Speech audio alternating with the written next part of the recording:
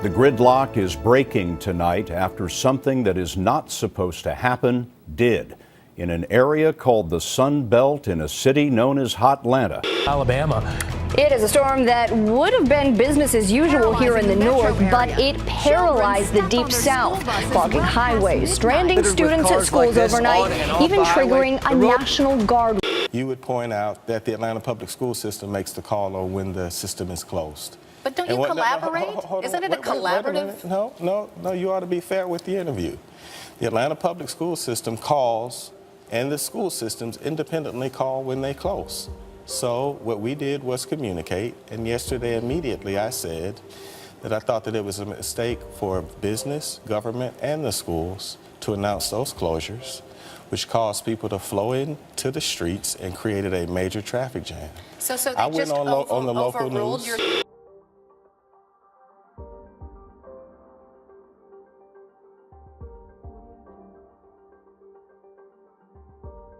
Picture it, January 2014.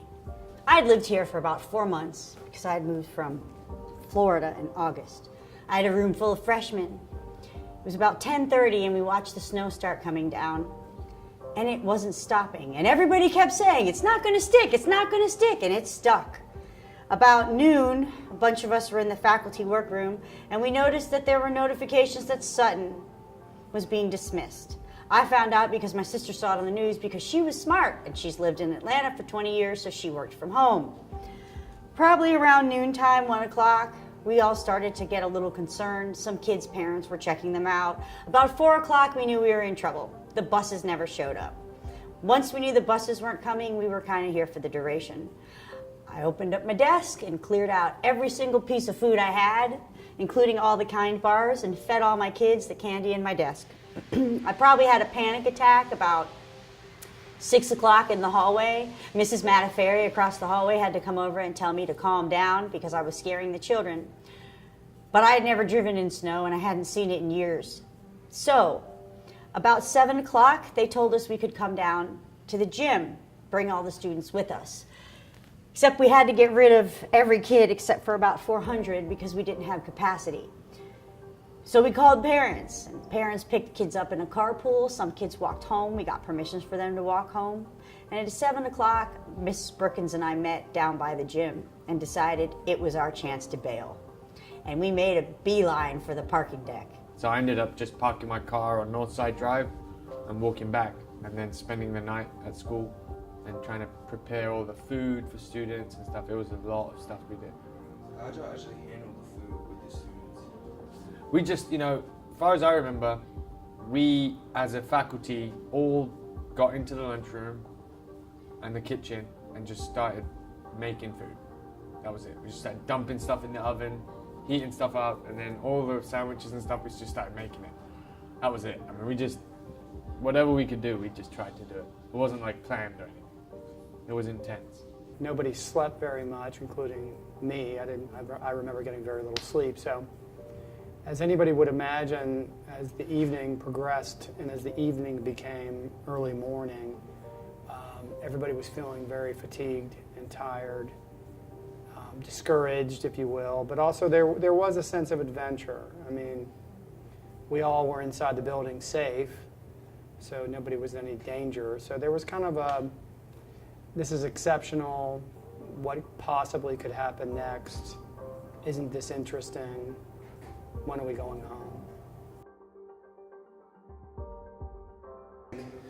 We were in the school and we first saw snow and we were going crazy. Everybody was going ballistic. Everyone was panicking. I was on the bus for I think 7 hours, and it was pretty bad. People were peeing in cups because they had to use the restroom. We had stopped maybe a mile away from the school, so we were sitting on the bus for an hour and a half, and I lived right down the street, so I just decided to walk home. What I wanted to say is that I was not the superintendent at the time, but I was a sitting superintendent in another city, a capital city in Austin, Texas, when we had the exact same weather about one day before Atlanta. And I think the two cities handled the circumstance in kind of two different ways. One, at least from where I sat, we planned far in advance. I had a very close relationship with the city police chief. We worked very closely with the city manager and all of the top-ranking officials across the city to determine whether or not the city was going to be open and whether or not we thought it would be safe enough for schools. What we've learned is that, at least especially in the south and southeast, ice is more of a problem than snow or rain, mostly because there's just not enough infrastructure, salt, snow plows, people with the experience to kind of clear the roads. And so it's hard to judge what happened in Atlanta, but I was actually interviewing for the superintendency at the time, and I came in the day after the big ice storm hit. And Austin, on the other hand, was totally functioning by the next day, mostly because we weren't focused on emergency needs. We were able to really spend most of our time getting the city ready to open again. Whereas in Atlanta, the streets were completely empty. No one was working or going to school, mostly because I probably spent the rest of the day before trying to, work through all of the crisis that occurred when people were stuck in school buses and schools and out on the street.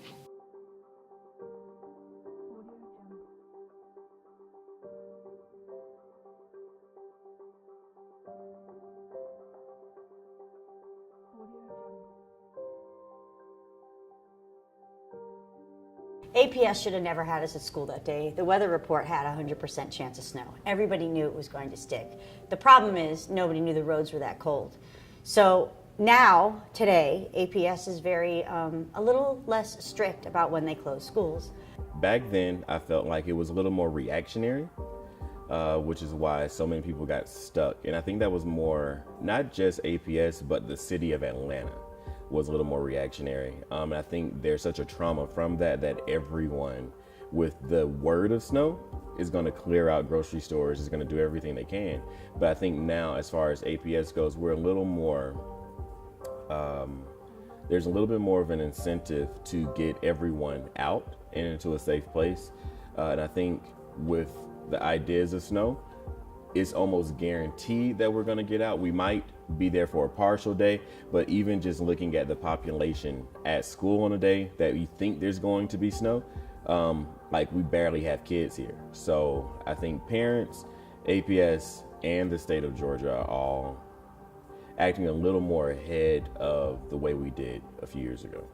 Well, I mean, students should be happy because if y'all have noticed, whenever there's even a trace or a hint of snow, it seems like school's called off. That's a direct vestige of snowpocalypse, because the last thing the district wants is to be caught unaware again. So I think what the district has done is shown a lot of caution, and we've gotten a lot of days off whenever the weather gets bad. That's because of snowpocalypse. They don't want the same thing to happen again. I think APS has implemented policies where when they get these kinds of warnings about inclement weather coming up, I just think that they aggressively move to make sure that you guys are all getting home and getting to places that you need to be, which is a good thing.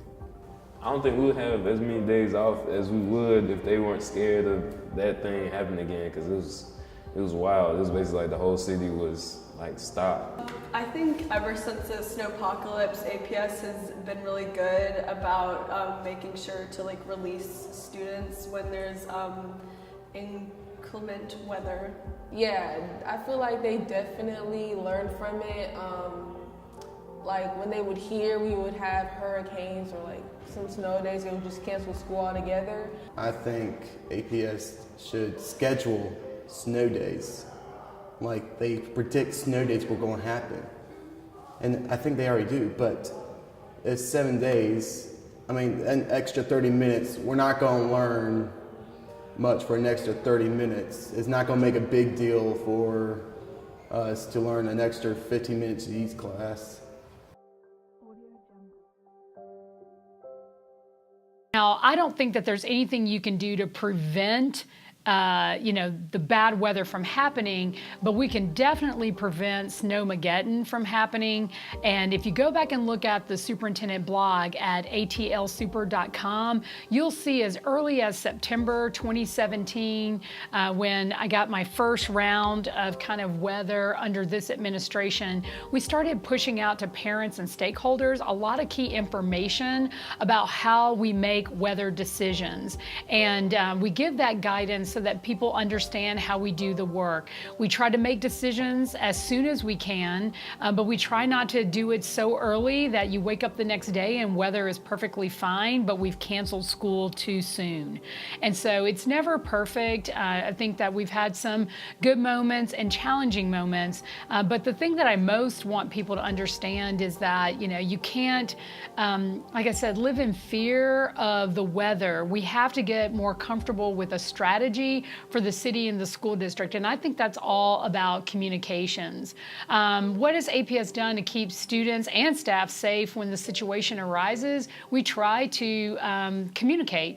We let people know what's happening. Many of you are with me on social media. I'm always pushing out information. I'm writing in the blog. I'm sending information home to parents. We now have an APS app on our phones, and you can put that app even as a student on your phone and follow along when the district is trying to reach our most critical stakeholders, and that's students and parents and caregivers.